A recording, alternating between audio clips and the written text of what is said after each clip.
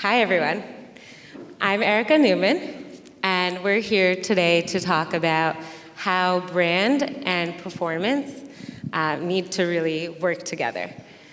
So we're going to give a quick crash course on a couple of different concepts that unite brand and performance marketing and how it can really help to make effective advertising. In the past, brand and performance have been very siloed. There have been a lot of large companies that have had these two things very separate. I actually come from a background in traditional advertising, so I've seen how they can be very separate, and a lot of times as the performance agency, we would just blame everything on the creative agency. But we really, nowadays, are better off with effective advertising, uniting both performance and brand. So this session will help bridge the gap between the two and explain why we need both. So we'll start off with a concept called System 1 and System 2 advertising. Thank you, Erica. Hello, everyone. I'm Joshua Wharton-Tile. Before we get into System 1 and System 2, are there any fellow fans of The Office here? Has anyone watched it more than 10 times, like I did? Okay, we got a few, so you guys will help me out here. For those of you not so familiar, The Office is about a company named Dunder Mifflin, and their goal is to sell paper. In season 4, there's an episode where the corporate offices send down a marketing team to make a very simple ad for the Dunder Mifflin Scranton branch, played by Michael Scott. He's the brand manager, played by Steve Carell. And Michael Scott basically watches the ad and hates it. And he spends the whole rest of the episode making his own ridiculous version of the ad. And I want to watch both with you now and to figure out which one is actually more effective and why. So both ads could be explained by System 1 and System 2 thinking. In Daniel Kahneman's book, Thinking Fast and Slow, he explains that System 1 thinking, really in its purest form, involves no active thought. You should be able to understand what's going on just from watching it and nothing else. So with that in mind, let's watch corporate's version of the ad.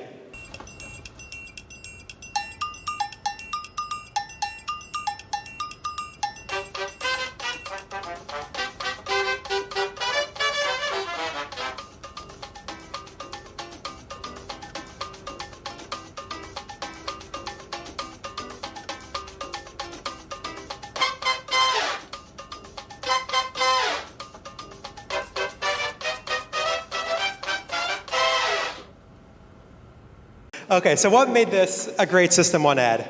So those of you who clapped before, who know The Office well, what do Jim's friends think they sell? Anyone know? Muffins and mittens and mufflers, all of which are better than paper, but he lets it slide. This System 1 ad clears up all that confusion. After watching it, there's no doubt Dunder Mifflin is a paper company, and they sell paper. There's a frustrated employee at some big box paper corporate company, Staples, Office Depot, and he's frustrated, he can't find someone to help him. Then he goes to Dunder Mifflin, and the whole company is out there waiting for him. The message of the commercial: if you need paper, if you want great customer service, go to Dunder Mifflin. Super easy, and that's what makes this a great System 1 ad. Now, System 2, Michael's version. Daniel Kahneman in his book, Thinking Fast and Slow, goes on to explain that System 2 requires deeper thought and logical reasoning to understand what is happening. And with that in mind, let's watch Michael's version. And Michael did not have ChatGPT or AI to help him out. It all starts with an idea. But you can never tell where an idea will end up.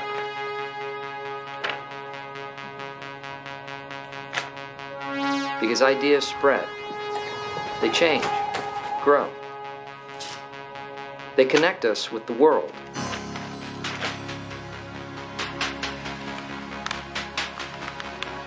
And in a fast-moving world, where good news moves at the speed of time,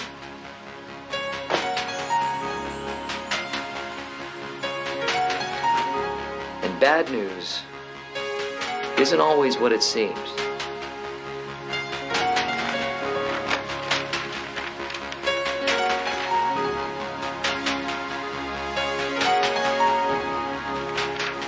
Because when push comes to shove,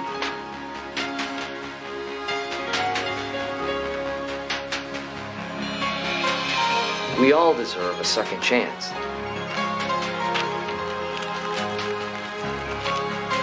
To score.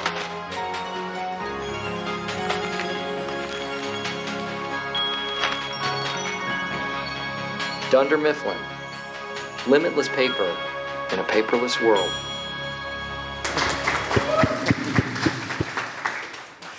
So what made Michael's ad a great System 2 ad? The company Dunder Mifflin was actually not even the focal point of the ad. Rather, it was really the paper itself and showing how paper really makes human connections. With all the different moving parts, the various characters, the different settings, the commercial, the ad requires viewers to actually think to themselves, what's the message here? What's the theme? What's going on? What's the product? What's the service? The underlying message here was really that paper creates human connections. Through paper, you could show love. Through paper, you could do almost anything. And that's what makes this a great System 2 ad.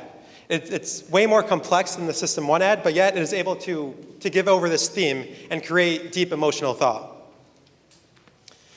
So now, which type of ad should brands actually use? Watching both those ads, you may think they're maybe a little silly, but I think both of those ads are actually really good in their own ways and both have a place in marketing and advertising, namely in prospecting and remarketing. Prospecting being you're trying to get users to your site for the first time. Remarketing being you want to get them back to your site after they did some kind of action, add to cart, begin checkout. So we should be using System 2 prospecting ads in order to hook your audience, create that emotional connection. I'm sure when we're all watching Michael's version of the ad, we all felt some type of emotion, whether it's happiness, sadness, laughter. We now all have some kind of emotional connection with Dunder Mifflin. Once we have that connection, we could then show them the System 1 simple ad that just triggers that connection way more efficiently. So on all our digital marketing platforms that we have, Facebook, Instagram, Meta if you want, we first want to build up that remarketing audience by showing System 2 prospecting ads and building that emotional connection. Once you have that large enough audience, you're then able to start the System 1 remarketing ads. When you show the System 1 remarketing ads, you know you already have that connection with the customer, so they're way more likely to fulfill the call to action, whether it's call now or learn more. Now I'm going to hand it off to Erica and Madison. So what is differentiation? This is actually a simple concept that we all know pretty well, but it basically means how do you stand out and how do you differentiate yourself from your competitors? So we do this through USPs, which are unique selling propositions, or talking about how we gain a competitive advantage over other brands. So if you know me, these are my identical twin 3.5-year-olds. They look cute here, but I don't know, sometimes, they're a little crazy. But they look exactly the same to everybody, except me. So here's how they differentiated themselves early on. Layla, try to put on her hat.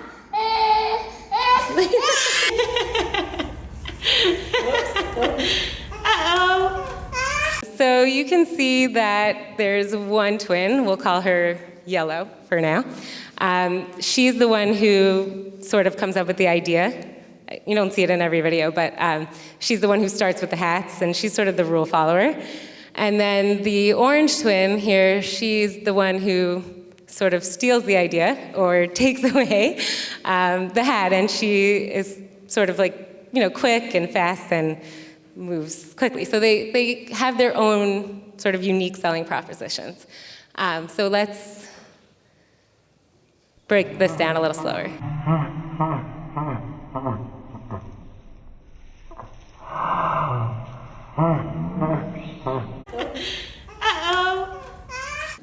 So you kind of get the point, right? So one is first to market. You could say that's how she's different. And then the other one is 2-day shipping. And, she's quick, and she takes one idea and makes it a little bit better. So this sort of relates to a brand that we all know really well, Amazon, with 2-day shipping.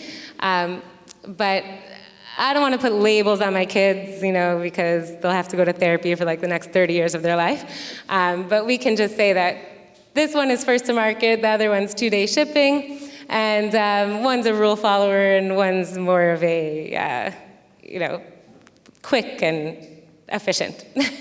So when it comes to Amazon Prime, we all know this brand very well. We know how they differentiate themselves. And 2-day shipping is how they became unique, but fast shipping wasn't the concept that they created. They sort of took that concept and ran with it and created 2-day shipping and stood out to the market. So now we'll talk about distinctiveness, which is another way that you can create effective advertising. All right, so Erica just kind of talked about differentiation, which is playing into this idea that people are making purchase decisions based on this rational evaluation of your unique selling points, direct benefits. Okay, and direct benefits that's going to make them purchase. Gentlemen, before you leave, can I just say something? I don't know, Don. Can you? The Federal Trade Commission and Reader's Digest have done you a favor. They've let you know that any ad that brings up the concept of cigarettes and health together, well, it's just going to make people think of cancer. Yes, and we're grateful to them. But what Lee Jr. said is right. If you can't make those health claims, neither can your competitors. So, we got a lot of people not saying anything that sells cigarettes. Not exactly. This is the greatest advertising opportunity since the invention of cereal. We have 6 identical companies making 6 identical products. We can say anything we want. How do you make your cigarettes? I don't know. Shame on you. We breed insect-repellent tobacco seeds, plant them in the North Carolina sunshine, grow it, cut it, cure it, toast it. Well, there you go. There you go.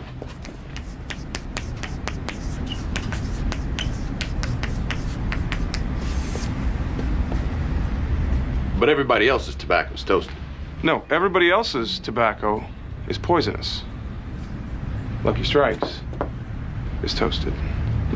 That's kind of how they started making these ads with the tagline, "It's toasted," using this catchy phrase to kind of spark this idea of recognition and recall and making a positive connection while everyone else in the industry is being labeled as poisonous and cancerous.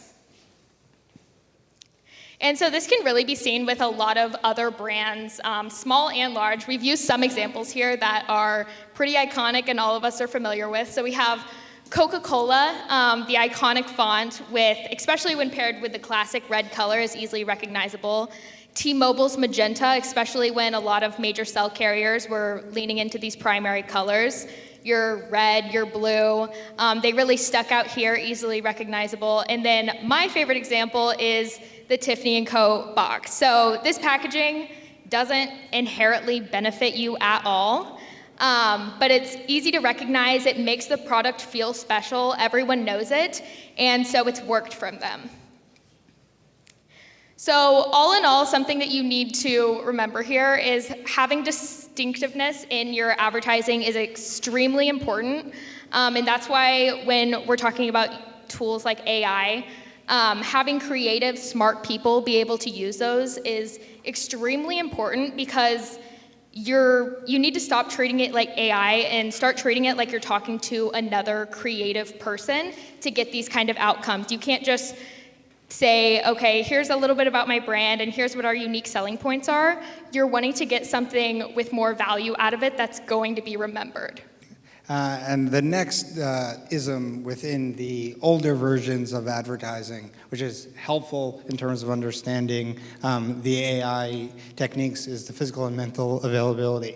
Within what exactly is physical availability? It's the ability and presence that your product or service is available for consumers to be able to purchase it with as much ease as possible. You want to explain that? Yeah, so the flip side of that, but these two kind of work in tandem, as we'll talk about here in a moment, is mental availability. Essentially what that is how easy or how quickly does a product or brand name come into mind when you want to buy something. So we have a few examples here. If you're looking to buy soda, the first thing you probably think of is Coca-Cola. If you're driving home from, say, a marketing conference, you might be stopping somewhere along the road at McDonald's, right? If you like to golf, like Andrew and I, and you need new balls, you need new clubs, you might think of Titleist first. That might also be because you think it'll help your game, which it doesn't, as we could probably tell you it's pretty well. If you're looking for a new computer, a new phone or something, a brand like Apple might be the first one to come to mind there. But the important question here is, why do physical and mental availability matter, right? And we'll talk more about here as our slides go on, but essentially, differentiation and distinctiveness are two completely different things, right? They're two sides of the same coin, right? But they're different. Physical and mental availability work in tandem together, right? So you need to do different tools that we'll talk about here in a moment that help you out with each of those. So as Maddie mentioned, right, we're hit with 10,000 plus ads a day. So that means that there's all of these different opportunities for a brand to get into your mind instead of our brand, right? So we want to make sure that our brand is there top of mind.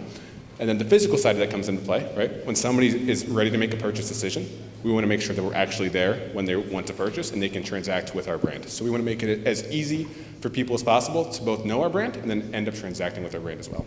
And a reason to why these types of tools have become more and more popular in the modern ecosystem is something that Patrick mentioned in the last DOLAH, and I think is relevant in terms of the ecosystem of the consumers taking a longer time from the consideration to the conversion funnel. The original marketing funnel that we all learned in marketing classes was awareness, consideration, and conversion.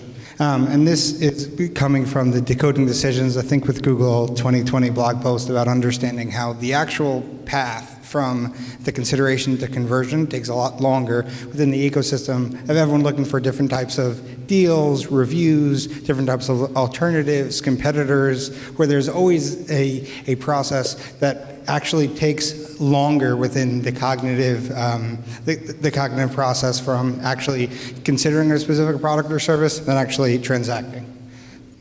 And this is the explanation of understanding that once a brand or a product or service is exposed to a user, it takes time for the exploration and the evaluation of the product or service before the actual purchase is actually transacted. And that's why these types of older marketing principles are more important, because we need to be able to make sure that the psychology of the marketing principles are implemented to be able to drive users to the purchase experience. And then a modern perspective of the physical availability. That over the last few hours, a lot of us have been talking about different types of use cases as well as features within the ad platforms themselves of how to utilize these concepts. However, the idea of being physically available across all these different platforms is something that we've seen as very important in terms of the modern ecosystem. For an e-commerce brand to be able to be running on Google advertising via search and shopping. Another example would be, even though you're an e-commerce business and FBA has a lot worse profit margins, there's still some users that you need to be on Amazon to be able to interact with them. And they're not going to be going through your Shopify website, no matter how much you want to be able to convince them with a specific discount code. And this is something within the AI ecosystem which makes it even easier, is that because we're able to change specific tactics as well as our channel budget allocation, specifically around key seasonal holiday moments for the agency, a lot of our clients have a certain strategy towards key moments. For example, Mother's Day is coming up, and people that are selling flowers, there's a need to be able to be available, of course, all the way up until the shipping cutoff deadlines. Within your own store, for example, within Google, there's different types of techniques in terms of buy online, pick up in store, different types of promotions that can kind of give the user as much physical availability to buy from your specific brand. Another tool that we use specifically with Amazon's free shipping, that they have much better shipping rates than a traditional Shopify website or whatever your internal system is. So we, as it gets closer to the specific promotion, we'll tell clients to shift more budget towards the prime delivery so that they can extend their sales. Yes, you might be looking at this slide now, a modern perspective of mental availability, and be asking yourself, hey, isn't that what Andrew just talked about 2 slides ago? And the answer is yes, but it's for a different reason, right? And this gets back to what we talked about earlier. Physical and mental availability need to work in tandem for your ads to be successful. So you need to run full funnel ads for your mental availability. Here you're focusing at these top 2 stages, right? Awareness and consideration. So when a user is researching a product, we want them to see our brand at top of mind. So what does that mean we have to do? It means we have to advertise on all of these different platforms. The one listed on this slide, the one that Andrew mentioned as well, and what we've been talking about all throughout our conversation here today. AI is making this much easier for us, right? There's kind of 2 ways where we can use AI to increase our mental availability of our products. The first is with our ad placements. We're now able to use things like Facebook Advantage Plus to be able to get our ads out to a whole wide variety of audience that might not have seen before, and we can learn more insights about them. The second way it's helping us out is with our creatives themselves, right? So now we have things like Google's Creative Studio and all these other tools that we've talked about today, whether it be Midjourney or any of these other AI creative tools, where we can then use these new creatives to put them in these Advantage Plus and even more placements from there. Okay, so now you've heard about a few different topics, a few different concepts, and you're probably wondering, okay, how does this all work together? Well, really, all of these concepts that we spoke about today work in tandem. So in order to create mental availability, you need to have System 1 and System 2 ads. And in order to create distinctiveness, you need to use System 1 and System 2 ads in order to do that. So to go off of today's theme on AI, you don't need large budgets or a creative team to have effective marketing and to bring performance and brand together. You just need to have effective advertising principles and to use these concepts to your advantage. So AI is really making that possible today, and it's helping to bridge that gap. You also need AMG. I couldn't not say that because I work in sales, so. But thank you guys, and if you have any other questions about anything we spoke about, feel free to come up to any of us.